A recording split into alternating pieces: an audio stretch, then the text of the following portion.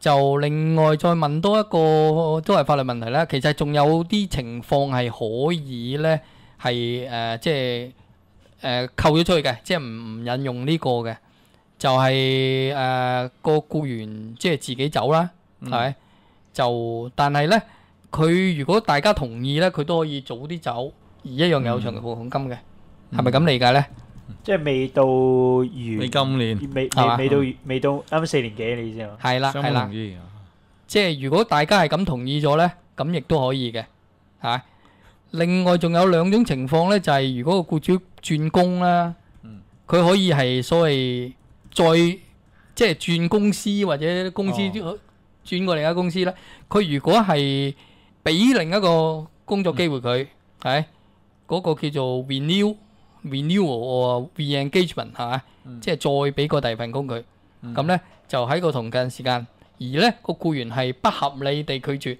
即係我間公司就唔請你啦，我即係雖然你做咗10年，但係我就有另一間公司開咗，差唔多個前提應該係唔會差得過舊嗰份工。咁你係佢有權話轉過去啦，咁而係一切延續落去啦。咁但係如果個僱員覺得係即係唔中意，咁可能咩理由都好啦。但係如果你個理由係不合理咧，咁咧個僱主咧就係佢咁嘅情況咧，咁佢就唔使俾長期服務金。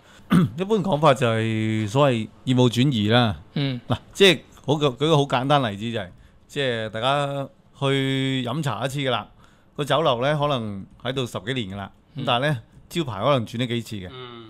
咁即係話咧嗰個業務本身咧，作為酒樓呢個業務咧都係喺度嘅。咁有機會咧佢係轉名啦，或者甚至咧個僱主嗰個叫做股權啊，嗰個老細轉咗嘅咁樣，咁可能我都做唔掂咯。話岸叔你搞餐飲業你好掂嘅喎，我轉俾你啦。新嘅投資者係咪？係啦，冇錯啦。咁啊，甚至成個班底嗰個成班股東唔同晒嘅咁樣。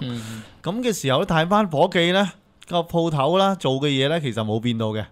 班夥計咧喺個業務轉移嘅時候咧，即係連埋夥計都轉埋過去啦。咁咧就人工一樣，福利待遇一樣，年資冇減到嘅。包括個名轉埋都得㗎。係啦，轉埋都得。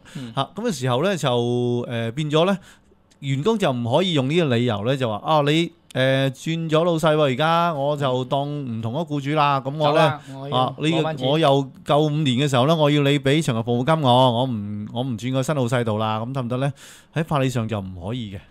佢就變咗咧，除非一個佢提咗個理由咧，就話唔係喎，當中有嘢改變咗嘅喎，我哋福利薪酬待遇嗰度咧有差別嘅咁樣，總之我揾得出嚟有差別啦咁樣。除非係咁樣啦，如果唔係嘅話咧，一切待遇薪酬冇變到咧，呢個業務轉移咧，即係當啲工友咧係嗰啲嗰啲嘅海味啊、海凳啊咁一齊轉埋過去咧，咁就真係要轉過去㗎啦。係啊，當中最緊要一樣咧，就係新公司要承認翻舊有員工嘅年資，最緊要呢樣嘢。係，同埋個福利啊各樣啦。因為咧，你只要有改變咧，個法例個字眼係咁嘅。如果係個員工有權拒絕，因為你法例上即係法理上有權拒絕嘅，我因為換咗老細，但係佢個拒絕係要合理嘅，佢有合理嘅理由。咁呢個冇法例就冇定義嘅，咁可以合理咧就唔即係其實好大彈性，但係你要個法官信你得，不如你唔中意個經理咁可能算合理。樣唔靚仔啊，咁又唔合理。咁又唔合理，但係個經理可能同你打過交咁啦。咁你唔想再換咗個新經理咁樣啊？公司又換啦，經理又換，但係嗰個經理成日打過交嘅嚇。咁可能即係唔敢講啦。當然呢個要睇個情況啦。但係個法例就只係要求要合理啫。你拒絕係合理咧，咁你有權唔去新公司而要呢個長期服務金。佢都實際情況就主要係薪酬待遇嗰度啦。即係最現實就係呢啲問題係嘛？咁有冇其他即係一般啲僱員或者僱主話僱員啦，其實唔想轉？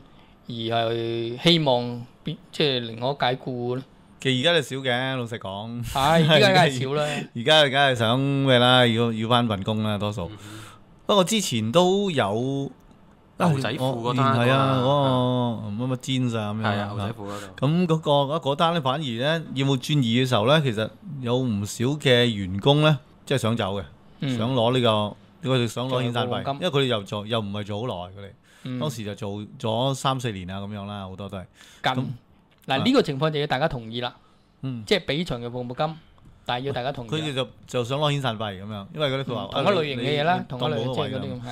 咁但係咧就公司就唔想話，我都轉義務，我都轉晒過去啦，點解唔使咧咁樣？嗰班工友就真係嘅，唔知點解咧就而家啲人咧就係咪而家啲工友可能真係嗰個強積金對佢哋嘅，即係令佢哋真係好冇信心。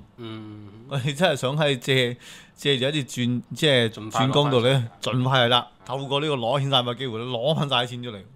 咁都係佢選擇嚟嘅。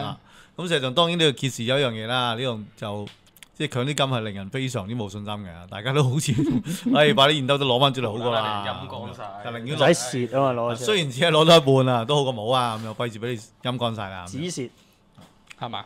好，咁我哋講到呢度咧。就差唔多一半啦，我哋都唞一唞，一陣就睇下揾啲案例出嚟，再解釋下呢個長期服務金係即係有啲咩其他問題啦。有啲好有趣嘅，講下啲老細嘅鬼馬招啊！好，哎呀，下半段就講呢樣嘢。好 ，OK。